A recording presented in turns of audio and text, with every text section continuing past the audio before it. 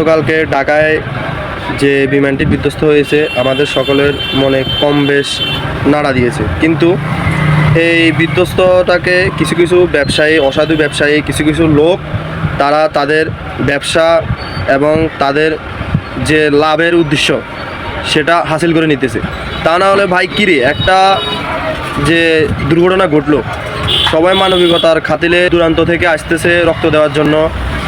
এই যে আমাদের কত কোমল শিশুদের, কতগুলা বাচ্চা, কতগুলো মানুষ এই যে আহত হলো, তাদেরকে রক্ত দিতে গেছে।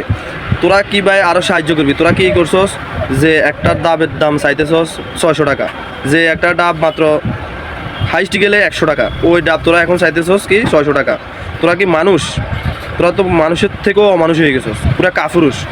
আর এক একটা ব্যবসায়িক দেখলাম, কালকে কয়েকটা ভিডিও ফুটেজ দেখলাম যে একটা 2 লিটারের বোতলের পানি যেটা কিনা 60 থেকে 70 টাকা কিংবা 50 টাকা, ওই একটা বোতল 2 লিটার পানির বোতলের দাম চাইতেছো 400 টাকা 500 টাকা। তোরা কি ভাই মানুষ নাকি পশুর থেকেও খারাপ?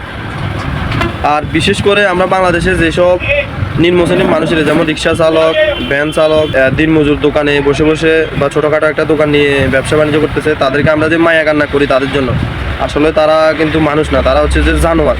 জানোয়ার থেকে খারাপ। তা না হলে অনেক দূর থেকে কিছু কিছু মানুষ আসতেছে যে রক্ত দেওয়ার জন্য, তারা কি করতেছে, একটা ডাব 100 টাকার দামের একটা ডাব 100 টাকা চাইতেছে। তাহলে তারা কি মানুষ নাকি অমানুষের মতন কাজ করতেছে?